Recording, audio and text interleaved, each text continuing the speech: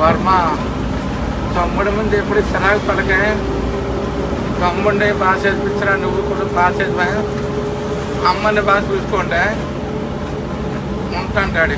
Last 4 days నుంచి social మీడియాలో ఈ వీడియో ప్రతి ఒక్కరినైతే బాధ పెడుతుంది. అండ్ ఈ వీడియోని చూసిన ప్రతి ఒక్కరికి ఏడుపైతే ఆగట్లేదు అనమాట. అసలు తండ్రి లాస్ట్ క్షణాలలో కూడా, అంటే తన లాస్ట్ బ్రీత్లో కూడా ఫ్యామిలీ మీద ఉన్న రెస్పాన్సిబిలిటీ, ప్రేమ అనేది ఏ విధంగా చూపించాడో చూస్తే ప్రతి ఒక్కరికైతే ఎంతో బాధ కలిగిస్తుంది. అసలు ఈ ఇష్యూ ఎక్కడ జరిగింది ఏంటనే దాని గురించి మీకు అందరికీ తెలుసు. June 8న వైజాగ్ స్టీల్ ప్లాంట్లో జరిగిన ఇష్యూ ఇది.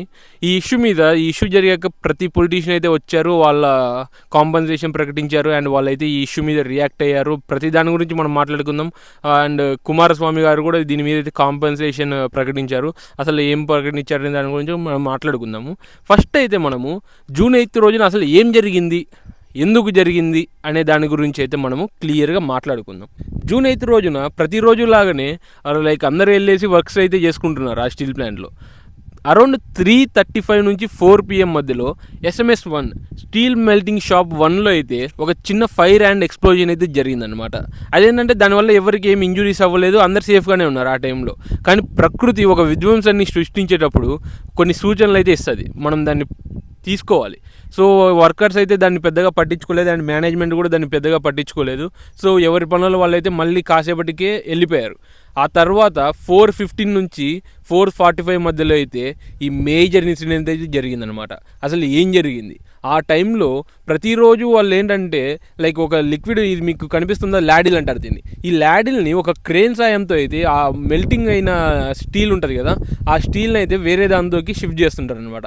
ఆ రోజు కూడా వాళ్ళు రోజులాగానే చేస్తున్నారు. సో ఆ రోజు ఏమైందంటే దురదృష్టవశాత్తు ఆ రోజు అది ల్యాడిల్ క్రేన్ నుంచి షిఫ్ట్ చేస్తున్నప్పుడు అదైతే ల్యాడిల్ ఇరిగిపోయిందనమాట. ఆ ఇరిగిపోయిన దానితో అక్కడ లోపల ఉంటుంది కదా స్టీల్, మెల్ట్ అయిన స్టీల్, దాని హీట్ ఎంత ఉంటుందంటే సింపుల్గా 1500 degrees Celsius నుంచి 1600 degrees Celsius. సింపుల్గా చెప్పాలంటే మనకు లావా చూస్తుంటాం కదా మనం, ఆ లావా నుంచి వచ్చే ఏదైతే ఆ మెల్టింగ్ది ఉంటుందో దానికంటే ఎన్నో రెట్ల హీట్ ఎక్కువ ఇది. ఆ మోల్టెన్ అయితే ఆ ల్యాడల్ నుంచి కింద పడిపోయి మొత్తం స్పిల్ అయితే అయిపోయింది. ఆ స్పిల్ అయిన దాంట్లో మోల్టెన్లో 8 మంది వర్కర్స్ అయితే చిక్కుకొని అక్కడికక్కడే చనిపోయారు. వీళ్ళ చావు మాత్రము చాలా దారుణాది దారుణం. ఇది సింపుల్గా ఎలా చెప్పాలంటే మనం మత గ్రంథాలలో కానీ పురాణాలలో కానీ మనము వింటుంటాము. మనం ఏంటంటే నరకంలోకి వెళ్తే మనల్ని ఒక కాలే అగ్నిలావాలు అయితే వేసేసి మన శరీరాన్ని అయితే కాల్చి శిక్షిస్తారు అనే టైప్లో మనం వింటుంటాం. వీళ్ళ చావు కూడా అలాంటిదే అని చెప్పుకోవచ్చు మనము. అంత దారుణంగా అయితే జరిగింది.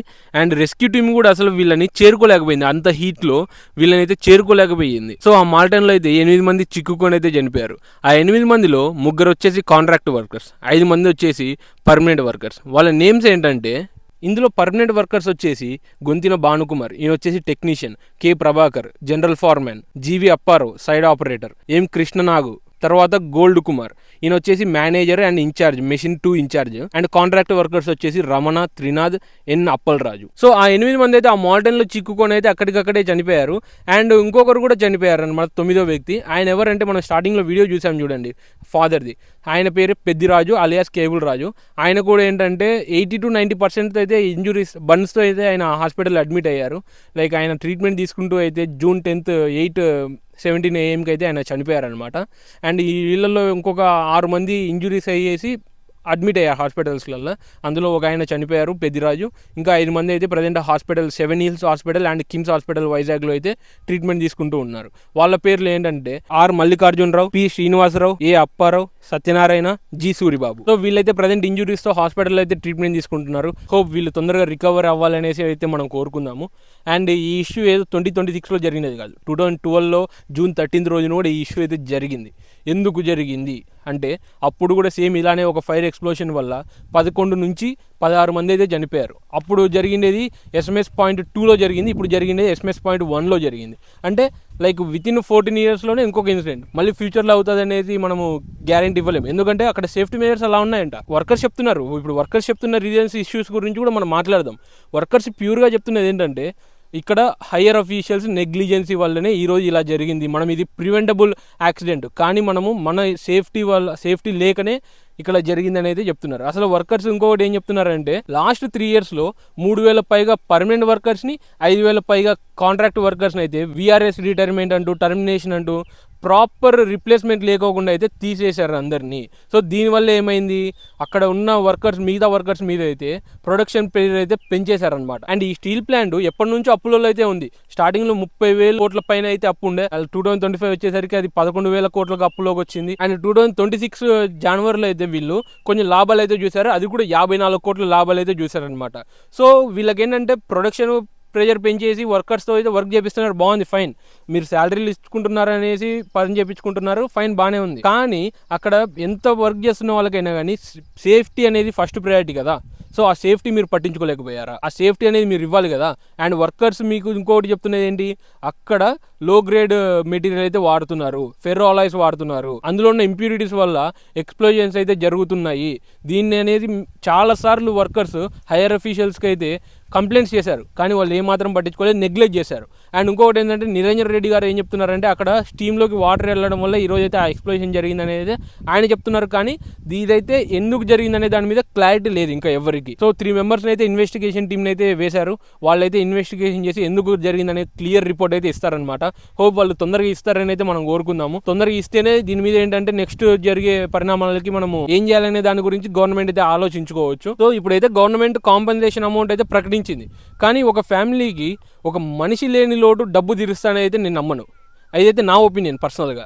సో మీ ఒపీనియన్ ఏంటో కామెంట్స్లో అయితే చెప్పండి. అండ్ ఇప్పుడు మనం గవర్నమెంట్ ఇచ్చిన కాంపెన్సేషన్, సెంట్రల్ గవర్నమెంట్ మన స్టేట్ గవర్నమెంట్ ఇచ్చిన కాంపెన్సేషన్ ఏంటి, వాళ్ళు ప్రకటించినది ఏంటి అనే దాని గురించి కూడా మనం క్లియర్గా తెలుసుకుందాము. ఫస్ట్ అయితే మన స్టీల్ మినిస్టర్ కుమారస్వామి గారు ప్రకటించిన కాంపెన్సేషన్ అయితే తెలుసుకుందాము. చనిపోయిన ప్రతి ఒక్క వ్యక్తి ఫ్యామిలీకి 25 లక్షలు ఎక్స్ గ్రైటీరియా, అండ్ ఇంజూరీ అయిన ఫ్యామిలీస్కి వచ్చేసి 10 లక్షలు. అండ్ మన ప్రైమ్ మినిస్టర్ నరేంద్ర మోడీ గారి ఫండ్ కింద చనిపోయిన ఫ్యామిలీస్కి వచ్చేసి 2 లక్షలు, ఇంజూరీ అయిన ఫ్యామిలీస్కి వచ్చేసి 50,000 అనేది చెప్పారు. ఇప్పుడు మనం స్టేట్ గవర్నమెంట్ ఇచ్చిన హామీల గురించి తెలుసుకుందాము. పర్మనెంట్ ఎంప్లాయీస్ ఫ్యామిలీస్కి వచ్చేసి 1,72,00,000 ప్యాకేజీని అయితే ప్రకటించారు. కాంట్రాక్ట్ వర్కర్స్కి వచ్చేసి 45.75 లక్షల ప్యాకేజీని అయితే ప్రకటించారు. అండ్ వీళ్ళ ఫ్యామిలీస్ నుంచి ఒక పర్సన్కి అయితే పర్మనెంట్ జాబ్ ఇస్తారంట. అండ్ వీళ్ళ మెడికల్ ఎక్స్పెన్సెస్ బిల్స్ ఉంటాయి కదా, అవన్నీ RINLR గవర్నమెంట్ అయితే బేర్ చేస్తుందంట. సో ఇదైతే మన state government and central government ఇచ్చిన కాంపెన్సేషన్. అండ్ ఈ ఇష్యూ జరిగినాక మన పొలిటీషియన్స్ అయితే అక్కడికి వెళ్ళారు కదా, మన లోకేష్ గారు, జగన్ గారు అండ్ పవన్ కళ్యాణ్ గారు అయితే అక్కడికి వెళ్ళేసి కొన్ని మాటలు అయితే మాట్లాడారు. అవి అయితే ఇప్పుడు మనం చూద్దాము. మేము కాపాడాం ప్లాంట్, స్టీల్ ప్లాంట్, మాకున్న చిత్తశుద్ధి మేము కాపాడాం. నాకు ఇప్పుడు కూడా ఫోటో ఉంది. మేడం గారు, నిర్మలా సీతారామన్ గారు కూర్చుని ఉంటారు, బాబు గారు ఉంటారు, పైన క్లాక్ ఉంటుంది. పొద్దున 12 గంటల 15 నిమిషాలు జరుగుతుంది మీటింగ్. రాత్రి ఫోటో తేనా, రాత్రి 2 వరకు మీటింగ్ జరిగింది. ఫోటోలో 12:15 అంటే డేట్ మారింది. ఇప్పుడు మేడం గారికి అవసరం, అది నిర్మలా సీతారామన్ గారికి అవసరమా అంతవరకు ఉండి మనతో చర్చించి ఇంత ప్యాకేజ్ ఇవ్వాల్సిన అవసరం మేడం గారికి తప్ప మీరు వైసీపీ వచ్చినప్పుడు కాంప్రమైజ్ అయిపోయి, వైసీపీ వచ్చినప్పుడు ఈ స్థలాలని మనం ప్రైవేటీకరణ చేసేద్దాం వాళ్ళతో కుంభకి, ఇవన్నీ వాస్తవంగా చెప్పగలం. ఒకసారి గమనించినట్లయితే ఇదే స్టీల్ ప్లాంట్ ప్రైవేటీకరణ అప్పట్లో ప్రస్తావన వచ్చినప్పుడు వైఎస్ఆర్సీపీ ప్రభుత్వం గట్టిగా దీన్ని ఆపింది. ఇందులో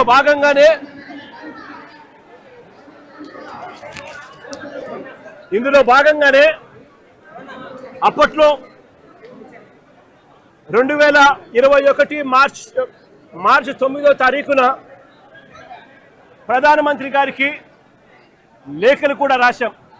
ప్రైవేటైజేషన్ 2021లో ఈ వైజాగ్ స్టీల్ ప్లాంట్ దగ్గర ప్రైవేటైజేషన్ ఇష్యూ వస్తే ప్రతి ఒక్క నాయకుడు మన స్టేట్ గవర్నమెంట్ నుంచి అయితే కష్టపడి ఆ పోరాడి అయితే ఆపారు.